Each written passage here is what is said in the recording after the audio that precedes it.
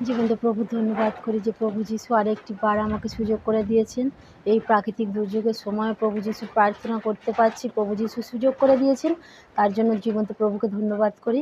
তো আজকের আমার প্রচারের টাইটেল হলো যে ভালোবাসা। বলছি কীভাবে তুমি কাকে ভালোবাসবে? আপনারা কি বাবা মাকে ভালোবাসবেন না ঈশ্বরকে ফার্স্ট টাইম ভালোবাসবেন? আমাদের ঈশ্বর প্রভু যীশু খ্রিস্ট কী বলেছেন যে হ্যাঁ, আপনি ভালোবাসুন নিজের বাবা মাকে, মাতা পিতাকে আগে ভালোবাসুন। কারণ মাতা পিতা যদি আপনাকে ক্ষমা করে, তো আমিও আপনাদেরকে ক্ষমা করব।